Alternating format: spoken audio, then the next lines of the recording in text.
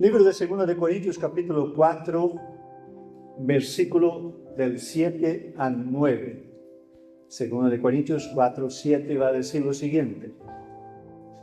Pero tenemos este tesoro en vasos de barro, para que la excelencia del poder sea de Dios y no de vosotros, que estamos atribulados en todo, mas no angustiados, en apuros, mas no desesperados, perseguidos, mas no desamparados, derribados, pero no destruidos.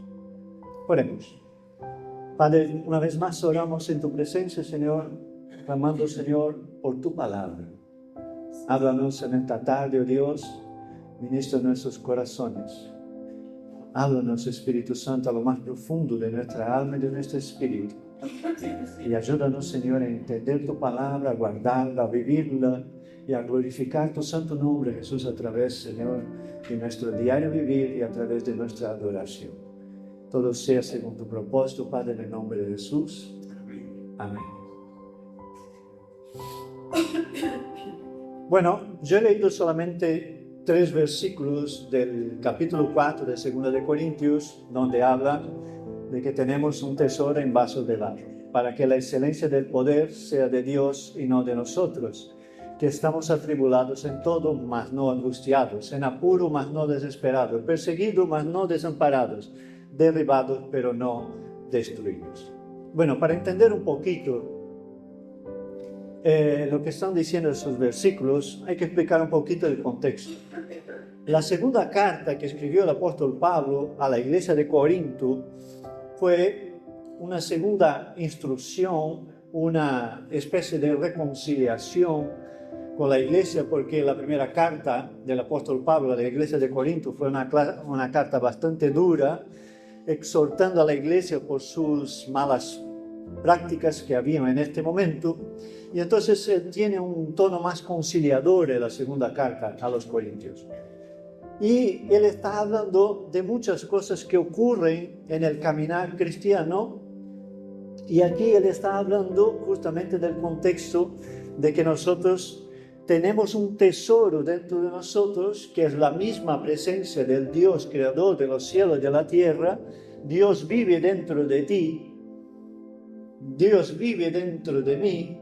Y aunque lo podamos decir eso como una frase hecha o por conocimiento de años que tengamos en el Señor, a veces no nos damos cuenta de que aquel que crió los cielos y la tierra vive dentro de nosotros. Pero Pablo está diciendo que el tesoro es la excelencia. La presencia de Dios es la excelencia, el motivo de realmente de alegría del creyente, pero que nosotros seguimos siendo solamente vasijas de barro. ¿Por qué él está hablando sobre eso? Porque en Corinto y en el comportamiento de la iglesia de Corinto había una especie de culto hacia el hombre y a la sabiduría humana. Y la gente era muy respetada por lo que era, por lo que decía y por lo que hablaba. Y entonces eso tiene características que podemos comparar con nuestros días, ¿no? Que a lo mejor este cuadro que pinta Pablo en esos 3 versículos de la palabra del Señor que yo he leído, no es un cuadro de una iglesia triunfalista, ni superficial, ni mucho menos de un evangelio diluido. Porque está hablando de gente atribulada, de gente en apuro, de gente desesperada y de gente desamparada. No está hablando de gente en victoria, no está hablando de gente que lo conquista todo, no está hablando de gente que lo tiene todo, no está hablando de gente de la iglesia que por creer puede alcanzar todo lo que se proponga. El Evangelio no dice eso en ningún momento, que nosotros podemos alcanzar todo lo que nos propongamos, aunque dice que nosotros podemos alcanzar sí por fe, según la voluntad de Dios.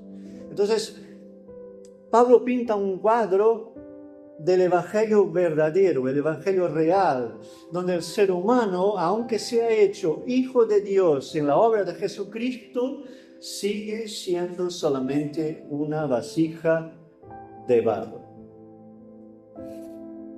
¿Y sabe por qué nosotros tiramos a las cosas de este mundo y de esta tierra mientras vivamos en este cuerpo? ¿Por qué? Porque el barro busca el barro. Y nosotros somos solamente vasijas de barro.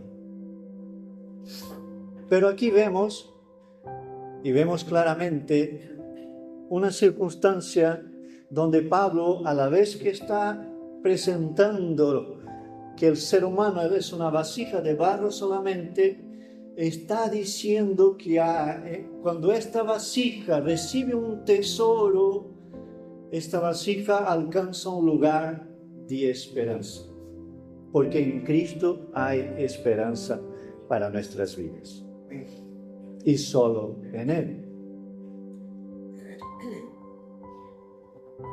Entonces, el Job, en el capítulo 19, del versículo 25 al 27, Job dice lo siguiente: yo sé que mi Redentor vive y al fin se levantará sobre el polvo o sobre el barro, como quiera.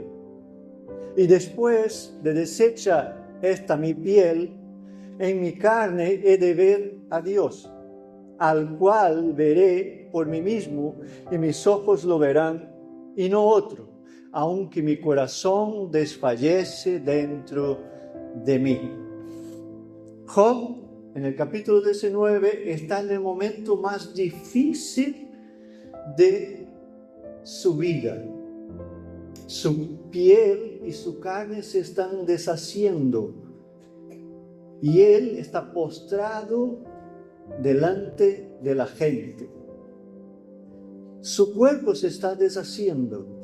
Él está viviendo una situación difícil, pero él dice: yo sé que mi Redentor vive.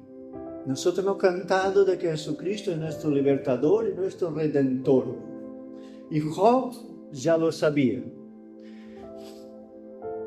Job, aunque no es el primer libro de la Biblia, fue el primer libro que se escribió de la Biblia, donde muy probablemente el autor es Moisés. Entonces, Job está diciendo que sabía que su Redentor vive. Pero eso no impide de que al tener el conocimiento de la redención, y aunque su cuerpo se estaba deshaciendo y su propio corazón se desfallecía dentro de él, él está diciendo: yo sé que mi Redentor vive. Vuelvo a lo que he dicho al principio. Eso tiene que ver con un evangelio de triunfo. No, eso tiene que ver con un hombre que está sufriendo, está padeciendo y está en medio de una gran prueba de fe. Y aunque él diga que su corazón desfallece dentro de él, él está diciendo: yo sé que mi Redentor vive. Es decir, yo sé que mi Redentor vive, reina para siempre. Job está aquí describiendo un cuadro de la vida humana y de nuestro diario vivir que puede, a más o a menos gravedad, ser muy del día a día nuestro. Hablábamos otro día con algunos hermanos y hablábamos justamente sobre eso, sobre el desánimo y sobre la depresión. Nosotros, aunque creyendo en Dios y conociendo la palabra de Dios y conociendo al Dios de la palabra, podemos en algún momento entrar en una situación de desánimo por circunstancias que nosotros no controlamos. Nosotros podemos entrar en desánimo porque no llega el trabajo que esperamos. Podemos entrar en desánimo porque seguimos peleando con una enfermedad por mucho tiempo. Podemos entrar en desánimo porque seguimos esperando algo que todavía no ha llegado. Podemos entrar en desánimo al luchar por algo y no alcanzamos victoria, o luchar por alguien y este alguien no vemos cambio en esta persona, podemos luchar incluso por la salvación de los nuestros y ver que no reaccionan ni a la oración ni a la predicación. Podemos desanimar por muchas cosas porque somos humanos. Pero lo que no podemos hacer es vivir en el desánimo o dejar que el desánimo controle nuestras vidas. Porque lo contrario al desánimo es la esperanza. Una persona llena de fe es una persona llena de esperanza. Porque la esperanza es esperar con confianza. Es decir, si yo creo que mi Redentor vive y hago la misma declaración que está haciendo Job, entonces yo estoy diciendo que hay alguien por encima de mí, de mis capacidades, que sí puede hacer algo por mí. Pero cuando yo desecho incluso la esperanza en mi vida, ¿de qué me vale la fe? Si yo ya no espero. La propia Biblia dice, ¿cómo puede esperar algo uno que ya lo tiene? Es decir, la esperanza es esperar por algo que yo todavía no lo tengo.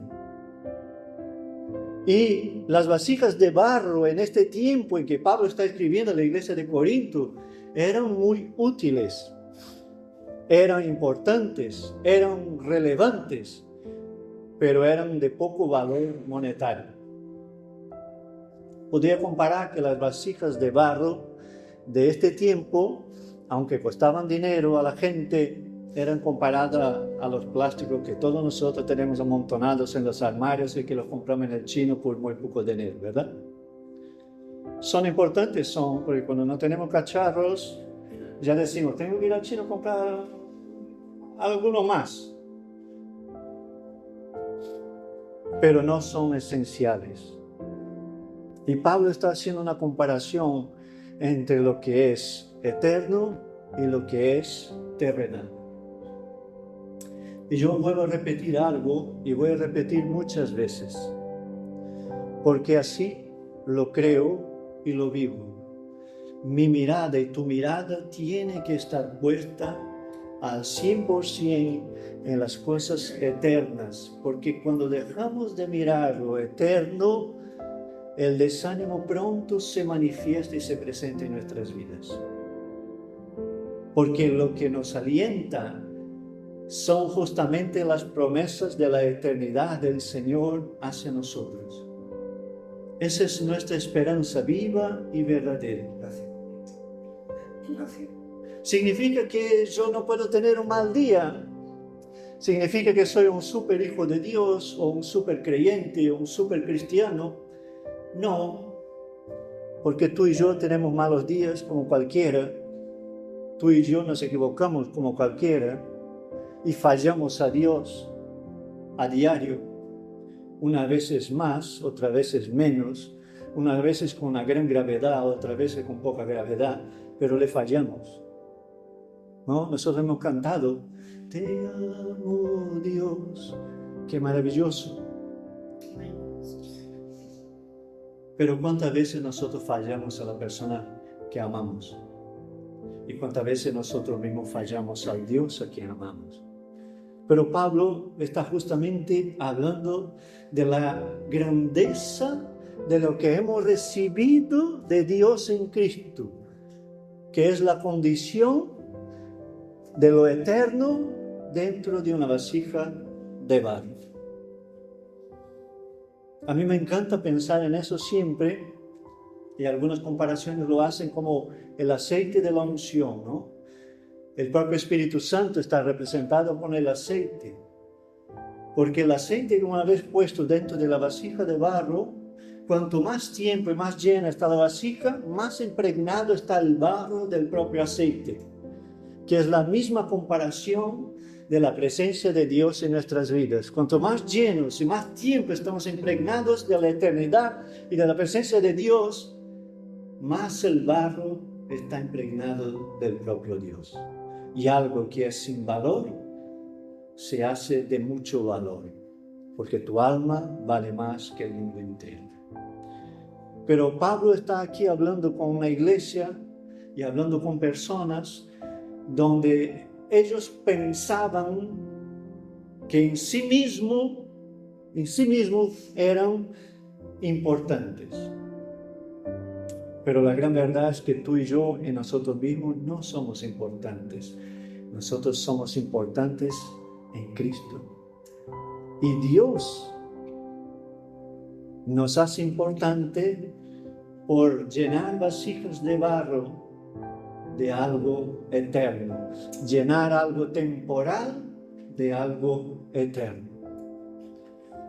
Pero ¿por qué Pablo está diciendo estas cosas? Y en los versículos siguientes, entonces empieza a hablar, y quizás tendríamos que estudiar el contexto, ¿no?, para entender lo que él está diciendo, pero él empieza en el versículo 8 a decir que estamos atribulados en todo, mas no angustiados. Las aflicciones y las tribulaciones ya nos dijo Jesús que vendrían. Dice en Juan 16:33 lo siguiente: esas cosas os he hablado para que en mí tengáis paz. En el mundo tendréis aflicción, pero confiad, yo he vencido al mundo. Jesús no está diciendo que nuestra vida sería sin aflicción. No está diciendo que nuestra vida sería sin problemas, sin dificultades. Está diciendo, en medio de la tribulación y de la dificultad, yo estaré con vosotros. Y mi victoria hago vuestra victoria. Y con eso, que tengáis paz. Aquí muchas veces nos equivocamos pensando que la paz de Dios es ausencia de conflicto. No. La paz de Dios no es ausencia de conflicto. La paz de Dios es descanso en medio del conflicto. Por eso Jesús podía dormir en la barca en medio de la tempestad. Porque Él mismo es la paz. La paz de Dios nos hace descansar en medio de la tribulación y de la dificultad. Entonces nosotros podemos estar atribulados en todo, mas no angustiados. La angustia no es algo bueno. La amargura no es bueno. El odio no es bueno. La falta de perdón no es buena. No podemos estar angustiados, ni afligidos, ni afanados. Podemos estar viviendo una tribulación, pero dice la palabra que en medio de una tribulación podemos tener paz. Y mejor que eso es la paz de Dios. La paz que solo Jesucristo puede darnos. Entonces, si yo vivo una tribulación y empiezo a mirar a mí mismo, a la situación que me rodea y a la misma tribulación, y dejo de mirar al que vive dentro de mí, puedo desanimarme y atribularme e incluso angustiarme. Pero ese no es el deseo de Dios. El deseo de Dios es que en medio de la tribulación yo tenga una palabra y una profecía de esperanza.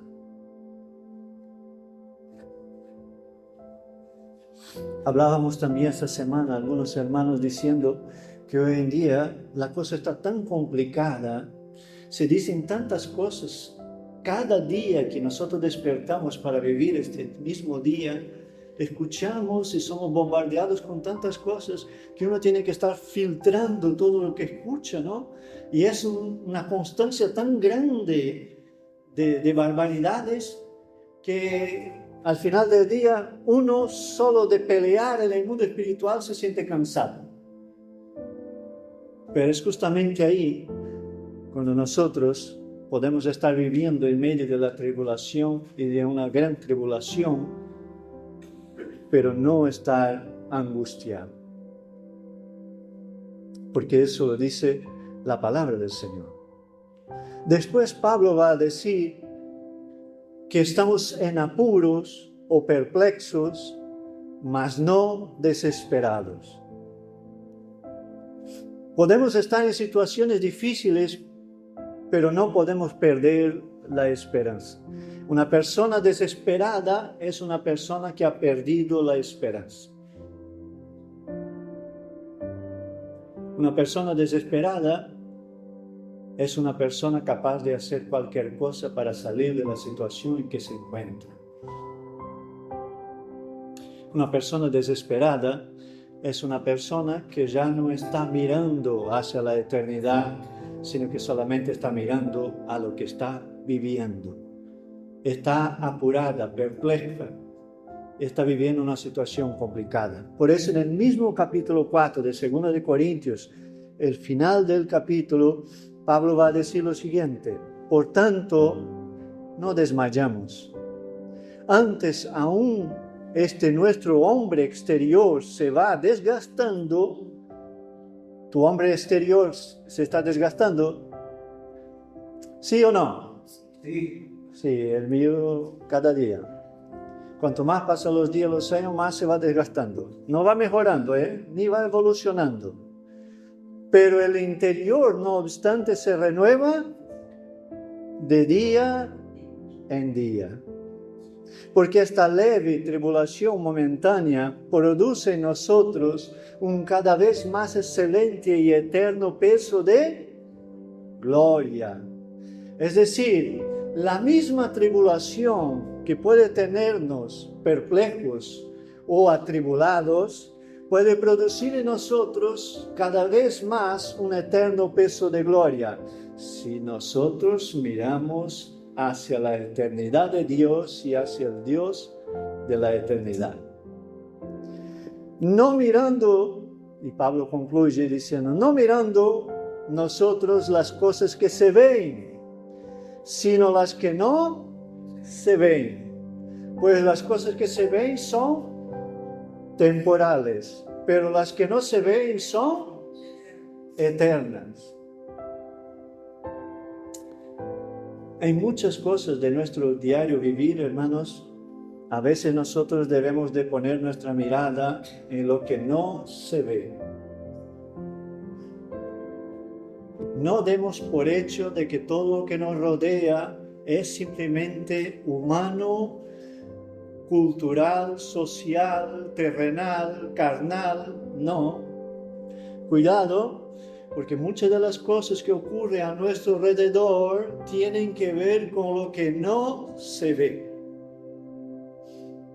Entonces Pablo está diciendo que la tribulación que podamos vivir puede producir en nosotros un eterno peso de gloria. No mirando nosotros las cosas que se ven, sino las que no se ven. Pablo está diciendo primero, haciendo una promesa o algo que podemos alcanzar, pero justo después viene la condición. Si yo me pongo solamente a mirar lo que se ve, no alcanzaré eterno peso de gloria. Para alcanzar eterno peso de gloria, tengo que fijarme en lo que no se ve. Y Pablo está hablando del mundo espiritual y de las cosas espirituales.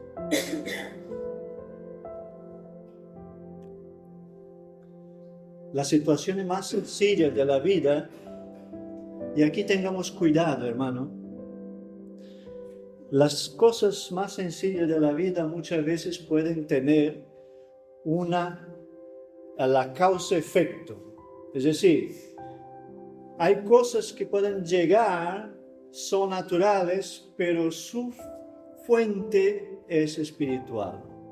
Por eso la Biblia dice que tenemos que discernir los espíritus y tener atención. Porque si es así, y nosotros discernimos el mundo espiritual, hermano, entonces nosotros siempre tendremos esperanza.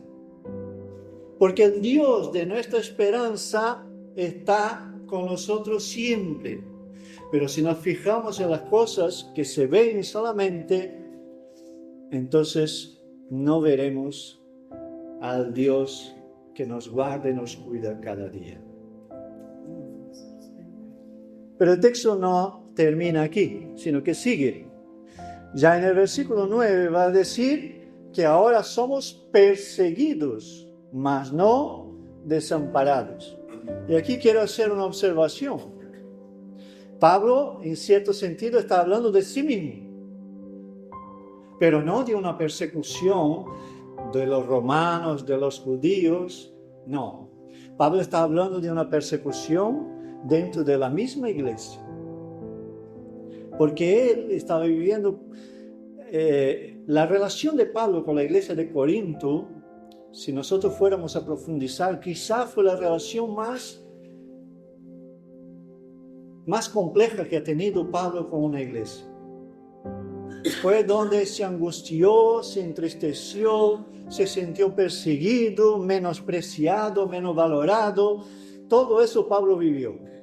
A veces nosotros leemos la Biblia y creemos que el apóstol Pablo o que otros grandes hombres de Dios nunca han vivido ninguna de estas cosas. Y ahí es donde nos equivocamos. Porque dice en Santiago, si no me equivoco, va a hablar de Elías y dice que Elías estaba, que tenía las mismas pasiones y las mismas condiciones que tenemos nosotros. Un gran siervo de Dios, sí, pero tenía debilidades como tú y como yo. Y si nosotros tenemos eso presente, cuando viene la persecución, venga de donde venga, cualquier tipo de persecución que sea, tengamos presente de que nosotros no estamos desamparados, ni abandonados a nuestra propia suerte, sino que el Dios y Padre que cuida de nosotros está con nosotros cada día. Como estaba diciendo Olga mientras ministraba, antes estaba hablando de que aquí tenemos libertad para reunirnos, para alabar al Señor, para hablar de la palabra del Señor, para hacer lo que queramos. Mientras en otros sitios eso no es posible. Disfrutemos de eso mientras lo podemos. Lucas 21:12 va a decir lo siguiente. Pero antes de todas estas cosas os echarán mano y os perseguirán y os entregarán a las sinagogas y a las cárceles y seréis llevados ante reyes y ante gobernadores por causa de mi nombre. En cierto sentido, esta profecía de Jesús ya ocurrió con la iglesia primitiva, pero tú y yo sabemos que la persecución a la iglesia de nuestros tiempos se va acercando cada día. Por eso, si somos perseguidos, y a lo mejor puedo hablar a los padres, incluso estuvimos también hablando sobre eso esa semana, de que los padres cristianos hoy, para que su hijo no sea ministrado en cosas que vienen directamente del infierno, para no decir de otra manera, tienen que luchar dentro del mismo instituto, del colegio, de la universidad, para que sus hijos no reciban cosas que ellos no quieren. Y por este mismo motivo son perseguidos dentro del contexto social. Pero aquí va la palabra de Dios para cada uno de nosotros. Podemos ser perseguidos, pero no estamos para nada desamparados. Y termina Pablo diciendo lo siguiente: derribados, pero no destruidos. Y aquí puedo recalcar que Pablo también está hablando de sí mismo. Está hablando de un momento tan difícil en su vida, tan complicado, que él dice, seguramente él estaba en este momento espiritualmente postrado, debido a la carga de las situaciones que él estaba sufriendo. Pero sabía de que no estaba destruido. Podemos pasar situaciones, hermano, en que nos sintamos postrados, derribados, pero no es el fin, porque no somos destruidos, porque el Dios de nuestra salvación no nos da a nosotros una carga que nosotros no la podamos sobrellevar. A veces la tribulación que va a darnos un eterno peso de gloria tiene un límite. Pero el límite no lo ponemos tú y yo, el límite lo pone el Señor, que conoce cada uno de nosotros mejor que nosotros mismos. Y aunque podamos estar en algún momento derribados, para nada estamos destruidos. Porque la salvación que nos regala el Señor es eterna. A veces nos olvidamos que nuestros hermanos de la iglesia primitiva, en los circos, en el Coliseo y en tantos lugares del Imperio Romano, pagaron con sus propias vidas y con sus cuerpos destrozados simplemente por el hecho de creer en Jesucristo.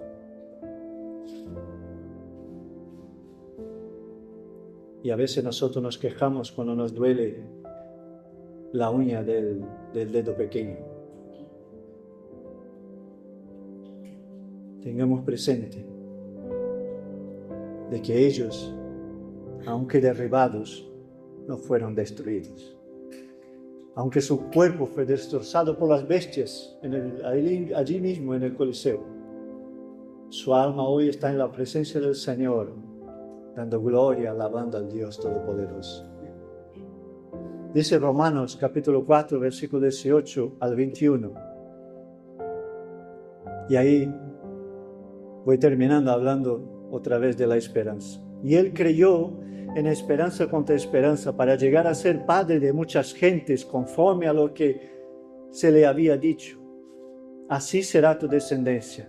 Y no se debilitó en la fe al considerar su cuerpo, es decir, su condición, que estaba ya como muerto, siendo de casi 100 años, o la esterilidad de la matriz de Sara. Tampoco dudó por incredulidad de la promesa de Dios, sino que se fortaleció en fe, dando gloria a Dios, plenamente convencido de que de que era poderoso, también poderoso, para hacer todo lo que había prometido. Si se nos va la esperanza en la vida de la fe, se nos va la confianza en esperar lo que Dios nos prometió. Podemos vivir, sí, días de desánimo, de tristeza, de dificultad, de tribulación, pero no podemos jamás perder la esperanza. De hecho, usa el ejemplo de Abraham diciendo que confió y creyó de esperanza contra esperanza. Y este versículo solo daría para una prédica. Dice el Salmo 46:1 y con eso termino. Dios es nuestro amparo y fortaleza, nuestro pronto auxilio en las tribulaciones. El mismo Dios que estuvo con Pablo, con Pedro, el mismo Dios que estuvo con David, está contigo y conmigo aquí, hoy, en este lugar. Por eso,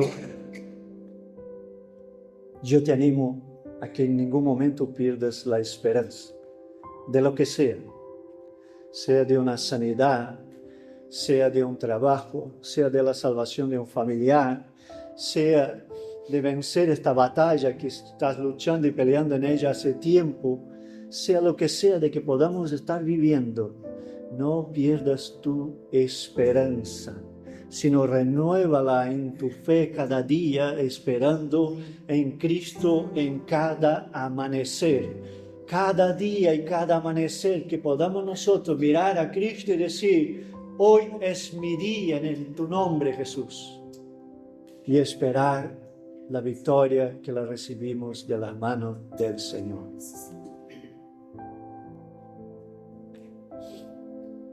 Esperar en Dios cada día no significa que Él nos va a conceder todo lo que queremos y de la manera que queremos.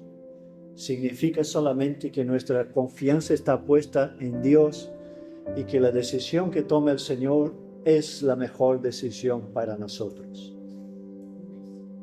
Pero la esperanza para mí y para ti es esta, de que mi confianza sigue puesta en el Señor. Te invito a que te pongas de pie.